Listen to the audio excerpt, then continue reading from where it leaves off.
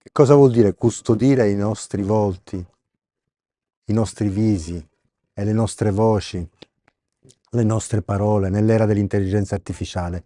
E cosa vuol dire custodire?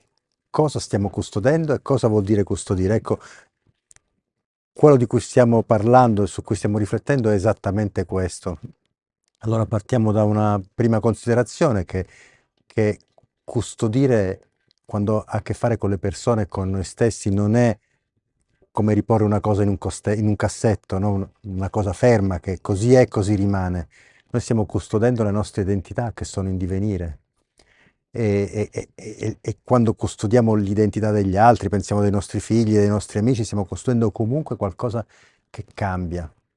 E che cambia grazie a noi, cambia grazie alla verità della relazione fra di noi. E stiamo custodendo la nostra umanità. L'umanità non è una cosa immobile, e soprattutto è una cosa che ha a che fare con la libertà. Eh, Dio ci ha creati liberi e quindi noi stiamo custodendo la libertà di pensiero e quindi la unicità di ogni persona. Nell'era dell'intelligenza artificiale vuol dire che noi non stiamo pensando di costruire un mondo dove c'è una sola verità, costruita con un algoritmo. Stiamo costruendo qualcosa che è in divenire e dove non è che è tutto prevedibile. Pensiamo alle conversioni anche dei santi, no? Pensiamo a come cambiamo noi stessi nel corso degli anni. E non tutte le nostre vite possono essere programmate come se fosse tutto già previsto. Questa sarebbe una prigione. Dio non ci ha costruito intorno a una prigione, ci ha costruito intorno a un mondo dove avere il libero arbitrio, la libertà di scegliere il bene e anche il male. Non sta a noi scegliere il bene. L'intelligenza artificiale non è una cosa fuori da noi a cui noi dobbiamo adattarci o che ha una coscienza propria, una responsabilità propria, è esattamente il contrario.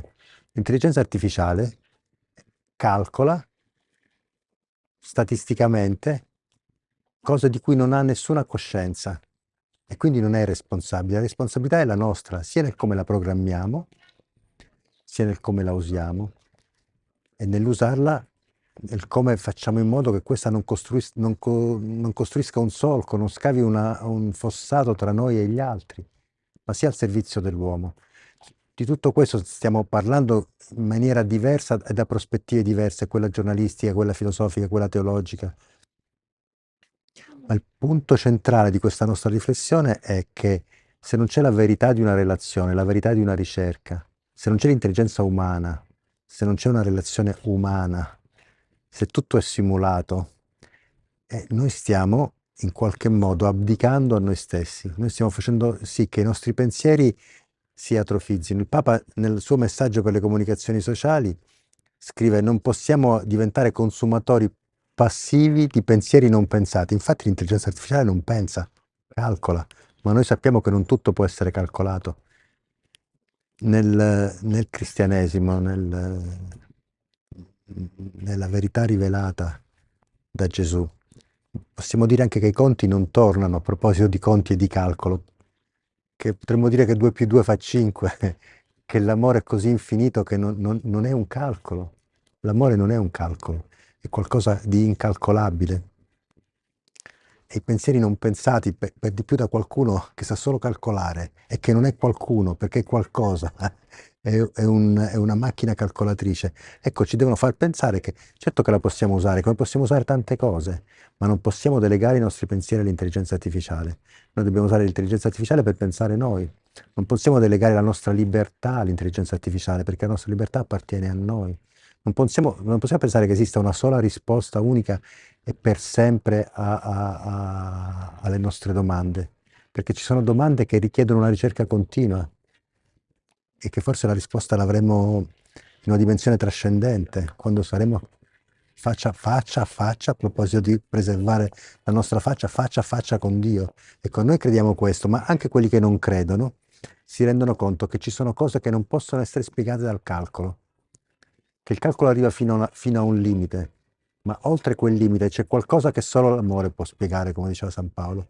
Ecco, noi stiamo parlando di questo, che coinvolge tutte le nostre vite, coinvolge la nostra missione, coinvolge la vocazione di chi sceglie la vita religiosa, coinvolge la vocazione di ogni laico nelle sue vite. In che modo la deve usare l'intelligenza artificiale?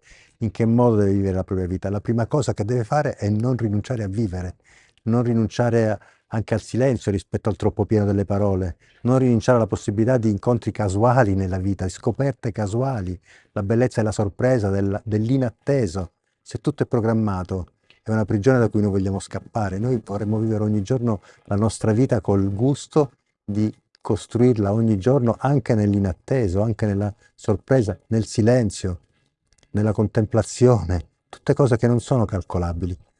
E dello stesso tempo ci sono cose che sono calcolabili e noi siamo oggi ad un tornante della storia dove la conoscenza può fare un grandissimo salto, ma deve essere condivisa, non deve essere soltanto usata come un business.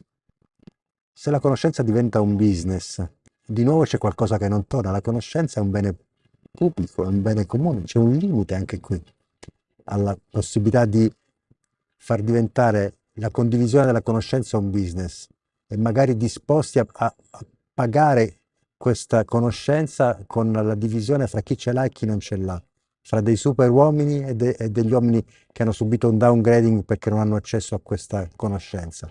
L'intelligenza artificiale può permettere a tutta l'umanità di conoscere di più, di scegliere meglio, di essere più liberi, ma questa è la frontiera di fronte alla quale noi siamo e di questo stiamo discutendo. Per quanto riguarda la comunicazione, questo ha a che fare con il business della comunicazione, che forse dovrebbe essere meno un business e più una condivisione di relazione vera e di verità e di ricerca della verità, sapendo che la verità, come diceva San Giovanni Paolo II, la verità è una ricerca e non si è mai arrivati e pretendere di averla raggiunta tutta intera diventa forse un atto di orgoglio e di superbia che poi paghiamo. Se noi pensiamo di poter costruire una torre di Babele per arrivare ad essere come Dio, noi siamo dentro quel paradigma del peccato originale che a un certo punto fa crollare la torre di Babele. Noi dobbiamo accettare il nostro limite e sentirci sempre nella ricerca. E con l'intelligenza artificiale possiamo ricercare meglio, ma non pensare di costruire il paradiso in terra, perché più facilmente costruiremo un inferno e da cui dopo dovremo risorgere. Non siamo, credo, ancora a questo punto, ma siamo a un punto che ci sfida a scegliere con responsabilità e con amore. Grazie.